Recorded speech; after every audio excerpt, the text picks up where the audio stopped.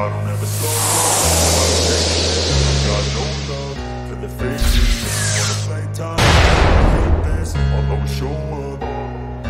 I don't ever slow up, no I don't take shit. I got no love for the fakeness. If you wanna play tough and wanna hate this, I'll always show up and make a statement. I don't ever slow up, no I don't take shit. I got no love for the fakeness. If you wanna play tough and wanna hate this, I'll always show up and make a statement. Everything I do so instinctive and so passionate. Every word I Assalamualaikum warahmatullahi wabarakatuh.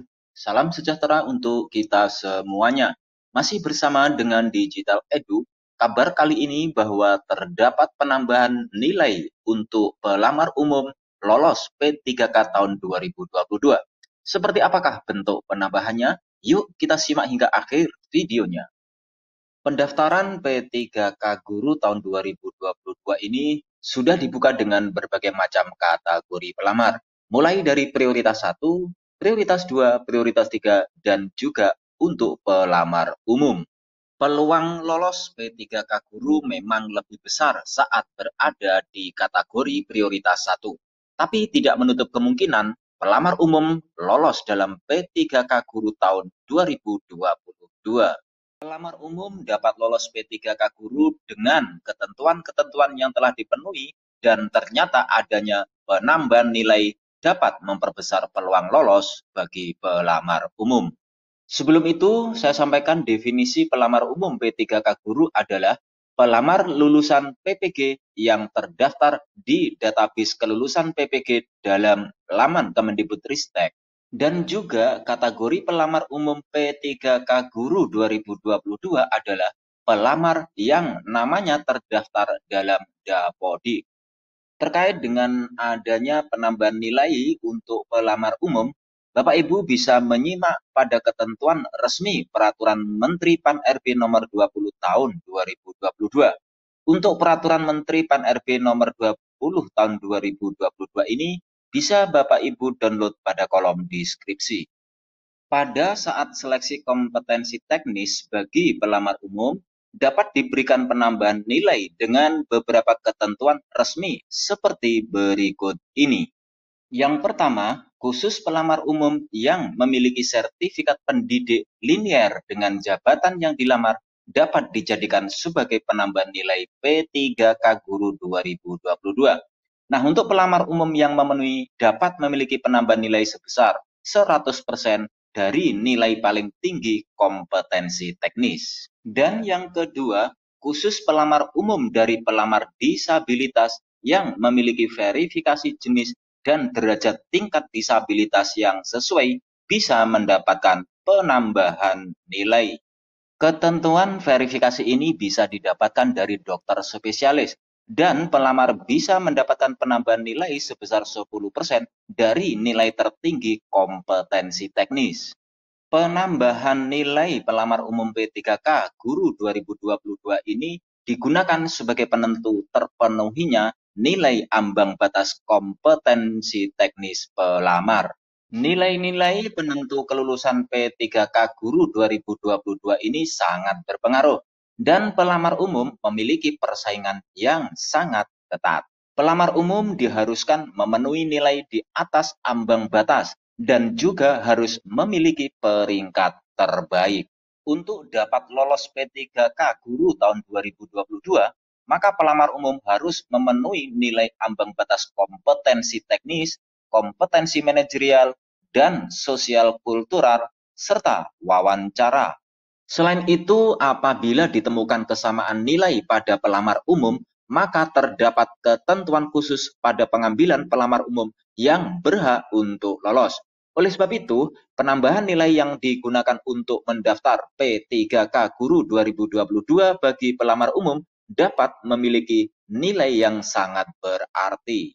Karena apabila terdapat nilai yang sama, langkah yang diambil selanjutnya adalah dengan melihat nilai paling tinggi dari kompetensi teknis.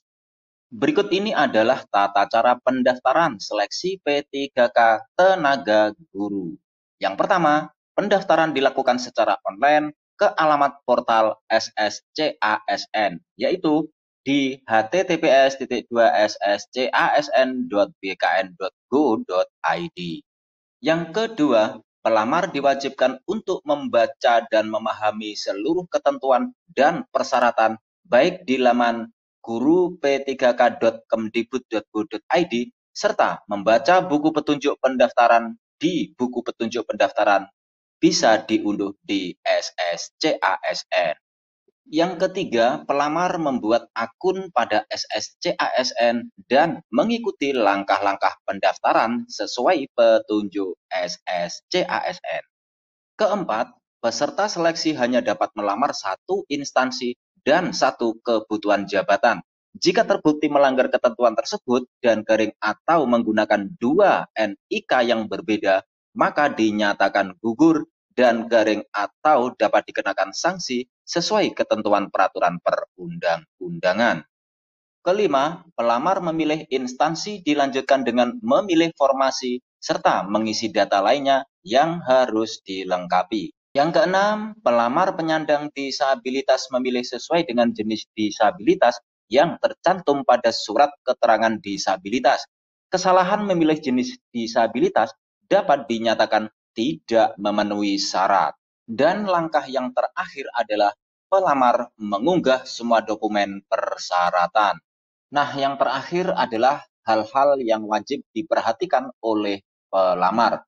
Yang pertama, seluruh dokumen persyaratan yang diunggah adalah scan dokumen asli, bukan fotokopi atau fotokopi legalisir. Hal yang kedua adalah scan dokumen persyaratan yang diunggah harus jelas dan utuh atau tidak terpotong dengan scan berwarna sesuai dokumen asli. Unggahan dokumen yang tidak dapat dibuka atau tidak jelas, kabur, terpotong, dan warna seperti fotokopi, maka dinyatakan tidak memenuhi syarat.